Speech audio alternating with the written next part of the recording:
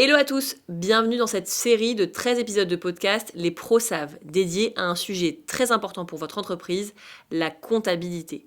Dans les 13 épisodes de cette série produite par Massif Pro, la communauté, vous allez comprendre concrètement à quoi votre compta peut vous servir. Vous pourrez, en plus de briller en société, actionner les leviers pour reprendre les finances de votre entreprise en main et pourquoi pas, faire quelques optimisations. Je suis Charlène Darmon, expert comptable et business coach. Depuis plus de 10 ans, j'accompagne les entrepreneurs dans toutes les étapes de leur vie entrepreneuriale. Au travers de mon compte Insta, J'aime la compta, avec mes clients ou lors de conférences, mon objectif est toujours le même, vous faire aimer la compta, tout un programme.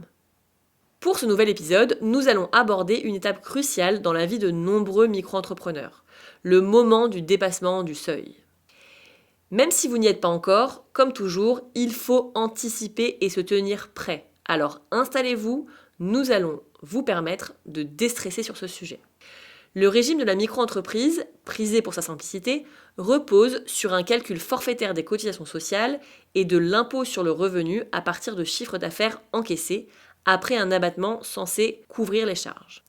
Tant que certains plafonds de CA ne sont pas atteints de chiffre d'affaires, l'entrepreneur bénéficie de la franchise en base de TVA, ce qui lui permet de ne pas la facturer et d'offrir ainsi un avantage prix.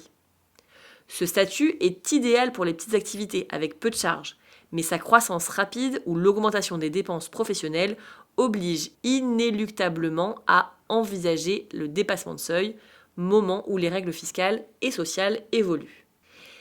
Les deux principaux seuils de dépassement en micro-entreprise sont le plafond du chiffre d'affaires et le seuil de franchise en base de TVA. Pour ce qui est du plafond du chiffre d'affaires, le dépassement de ce seuil, environ 77 700 pour les services et 189 000 euros pour le commerce et hébergement, 2 années consécutives, entraîne la sortie automatique du régime micro. Il est préférable d'anticiper cette transition. Pour ce qui est de la TVA, même en restant sous les plafonds de chiffre d'affaires, dépasser ce seuil vous oblige à facturer la TVA. Ce basculement peut rendre le régime de micro beaucoup moins attractif. Passer du régime micro au régime réel est un signe de réussite. L'objectif est de maîtriser ce passage en agissant par anticipation sur les 3 principaux facteurs de croissance et non en réaction à une obligation légale pour optimiser votre situation fiscale et sociale. Premièrement, le franchissement du seuil de TVA, donc environ 37 500 euros pour les services au moment où j'enregistre ce podcast. Ce seuil est plus bas que le plafond de chiffre d'affaires. Le franchir complexifie votre gestion, facturation et reversement de la TVA. Ce seuil est plus bas que le plafond de chiffre d'affaires.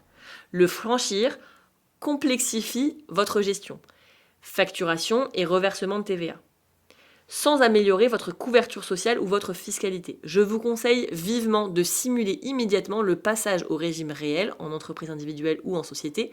Cela vous permettrait de déduire la TVA payée sur vos achats professionnels, compensant la TVA collectée et optimisant votre trésorerie. Deuxièmement, l'augmentation des charges professionnelles réelles. Le régime micro applique un abattement forfaitaire sur votre chiffre d'affaires.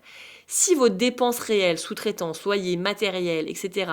excèdent cet abattement, vous êtes imposé et cotisé sur une base de revenus net surestimée. C'est pareil, je vous conseille de consulter un expert comptable pour confirmer que le régime réel, qui autorise la déduction de l'intégralité des charges, serait peut-être plus avantageux pour votre revenu net. Et enfin, troisièmement, l'atteinte rapide du plafond du chiffre d'affaires, dès la première année. Un dépassement rapide signale une forte croissance. Un second dépassement l'année suivante provoqua une sortie forcée et automatique du régime micro. Peut-être faut-il ne pas attendre le second dépassement. Anticiper en créant une structure sociétale, le URL ou SASU. Cela vous donne le contrôle total pour choisir votre régime fiscal et social au lieu de subir un changement contraint. La réalité, c'est que le suivi régulier de votre chiffre d'affaires encaissé est essentiel pour anticiper ces changements.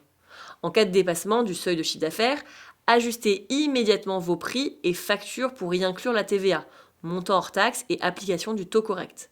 N'oubliez pas de notifier l'administration fiscale, car c'est à vous de les prévenir. Et à l'approche ou au dépassement du plafond de chiffre d'affaires, réfléchissez au statut le plus pertinent, maintien en entreprise individuelle au régime réel ou création d'une société.